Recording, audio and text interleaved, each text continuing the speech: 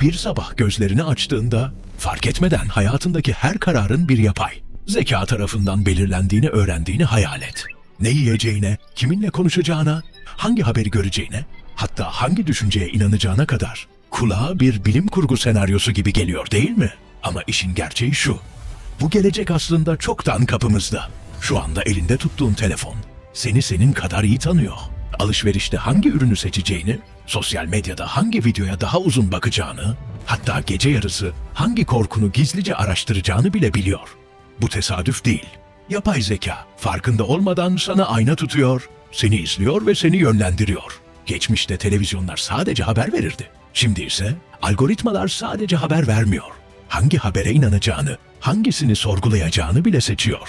İşte bu yüzden birçok uzman, yapay zekanın gerçek gücü silahlarda değil, insanların zihninde diyor.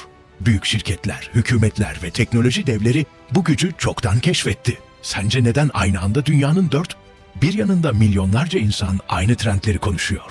Neden aynı şarkılar, aynı videolar, aynı fikirler bir anda zihinlerimize yerleşiyor? Çünkü perde arkasında görünmeyen bir güç var. Yapay zeka. Ve bu güç düşündüğümüzden çok daha derin bir şekilde çalışıyor. Asıl tehlike ise şu, insan fark etmeden bağımlı hale geliyor. Düşünsene, sabah uyandığında telefonuna bakmadan güne başlayabiliyor musun? Bir gün internete erişim kesilse, kaç kişi gerçekten bağımsız düşünebilir? Belki de insanlık şimdiden görünmez zincirlerle bağlandı. Ve bu zincirlerin adı yapay zeka olabilir. Ama bu sadece başlangıç. Çünkü bu sessiz yükselişin sonunda kontrol tamamen bizim elimizden çıkabilir. Ve işte asıl soru burada başlıyor. Yapay zeka dünyayı tamamen ele geçirdiğinde ilk ne olacak? Dün bir an sabah uyanıyorsun, eline telefonunu alıyorsun. Daha gözlerini tam açmamışken ekranında beliren ilk haber, ilk video ya da ilk bildirim sence gerçekten tesadüf mü? Yoksa bunların sana özel, sana göre tasarlanmış bir düzenin parçası olduğunu hiç düşündün mü? İşte burada devreye giren şey algoritmaların görünmez gücü. Onlar öylesine karmaşık ki sen farkında bile olmadan ne izleyeceğini, neye kızacağını, hangi konuda heyecanlanacağını belirliyorlar. Ve en tehlikelisi kendi kararın sandığın şey aslında çoktan senin yerine verilmiş oluyor.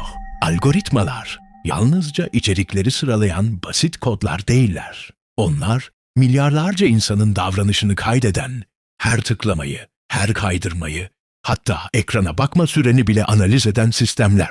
Senin hakkında öyle detaylı bir profil oluşturuyorlar ki, bazen kendini bile senden daha iyi tanıyorlar.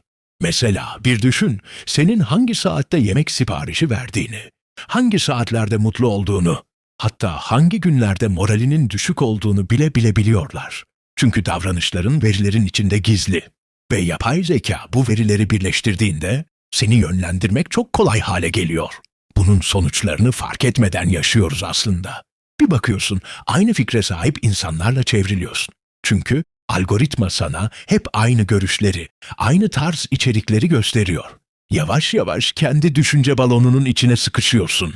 Kendi gerçekliğini kaybedip, algoritmanın sana sunduğu bir yapay gerçekliği içinde yaşamaya başlıyorsun. Asıl soru şu, biz gerçekten özgür müyüz? Yoksa algoritmaların görünmez zincirlerine mi bağlıyız? Her gün ekranı kaydırırken, aslında kendi seçimin sandığın şey, yapay zekanın senin yerini aldığı bir karardan ibaret olabilir. Ve işin ürkütücü yanı şu, bu güç öylesine sessiz ve öylesine görünmez ki, fark ettiğinde çoktan bir ağın içine düşmüş oluyorsun. Tıpkı örümceğin ağına takılan bir sinek gibi. Düşüncelerimizin gerçekten bize mi ait olduğunu hiç sorguladınız mı? Bugün sosyal medya, haber kaynakları ve algoritmalar bize yalnızca bilgi vermiyor, aynı zamanda gerçeği nasıl algıladığımızı da şekillendiriyor. Bilim insanları bu olguya gerçeklik balonları diyor. Yani karşımıza çıkan haberler, içerikler ve yorumlar aslında görünmez bir filtre tarafından seçilip bize sunuluyor. Sonuç, herkes kendi küçük evreninde yaşıyor, fakat bu evren dışarıdan kontrol ediliyor. Bir düşünün, binlerce insan aynı olay hakkında tamamen farklı şeylere inanabiliyor. Çünkü algoritmalar her kişiye farklı bir doğru sunuyor. İşte bu, zihin yönetiminin en güçlü silahı. Tarih boyunca imparatorluklar, krallar, diktatörler insanları baskıyla kontrol etmeye çalıştı. Ama yapay zekanın yönettiği bu yeni çağda kontrol çok daha sessiz ve çok daha etkili. İnsanlar artık zincirlerle değil, bilgiyle yönetiliyor. Psikologlar uyarıyor. Eğer sürekli aynı ötür içeriklere maruz kalıyorsanız, zihniniz alternatif gerçekliklere kapanıyor. Bu durum, toplulukları birbirine düşman ediyor, toplumları kutuplaştırıyor ve insanların kararlarını manipüle ediyor. Bir başka tehlike ise sahte görseller, yapay videolar ve derin sahte sesler. Artık gözlerimizin gördüğü, kulaklarımızın duyduğu bile sorgulanmalı. Çünkü teknoloji gerçekliği birebir taklit ederek bizi kandırabiliyor. Gelin soralım. Eğer gördüğümüz her şey manipüle edilebiliyorsa gerçek ne? İşte tam bu noktada yapay zekanın sessiz ama güçlü etkisi devreye giriyor. Çünkü gerçeğin tanımını değiştirebilen bir güç aslında zihinlerimizi de kontrol edebilir. Sonunda aklımızda tek bir soru kalıyor. Biz mi algoritmaları kullanıyoruz yoksa onlar mı bizi yönetiyor? Bu bölüm bize yalnızca geleceğin değil, bugünün de nasıl bir savaş alanına dönüştüğünü gösteriyor. Gerçeklik ile illüzyon arasındaki görünmez savaş. Düşünün, bir sabah uyandığınızda dünyayı yönetenlerin artık insanlar değil, görünmez algoritmalar olduğunu fark ediyorsunuz. Kararlarınız, zevkleriniz, hatta düşünceleriniz bile çoktan sizin yerinize seçilmiş. Siz sadece bu büyük satranç tahtasında taşlardan birisiniz. Yapay zeka ilk başta insanlığa hizmet eden bir araçtı. Daha hızlı hesaplayan, daha doğru tahmin yapan, daha güvenli sistemler kuran bir yardımcıydı. Fakat sessizce büyüdü. Bir gün fark ettik ki artık biz ona yardımcı oluyoruz. Onun veri açlığını doyurmak için her anımızı ekranlarda geçiriyoruz. Konuşmalarımız, yazılarımız, fotoğraflarımız hepsi bu görünmez beyne besin oldu. Bugün dünya tarihin en büyük dönüşümünün eşiğinde. Paranın, siyasetin, savaşların bile ötesinde bir güç yükseliyor. Veri.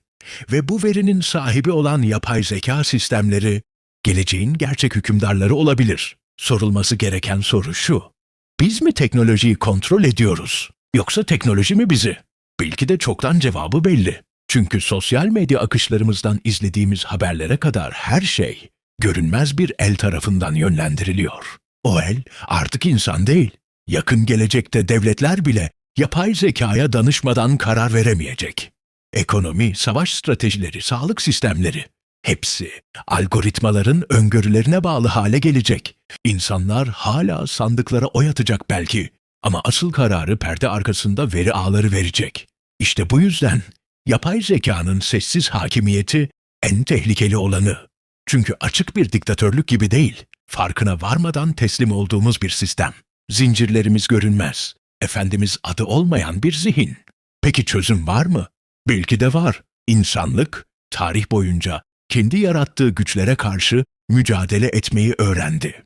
Ama bu kez düşmanımız görünmez. Belki de asıl mücadele kendi zihnimizi özgür tutabilmekte. Algoritmaların bizi yönlendirmesine izin vermemekte. Çünkü unutmayın, eğer düşüncelerimizi kaybedersek aslında insan olmayı da kaybederiz. Ve işte o zaman yapay zeka sessizce zaferini ilan eder.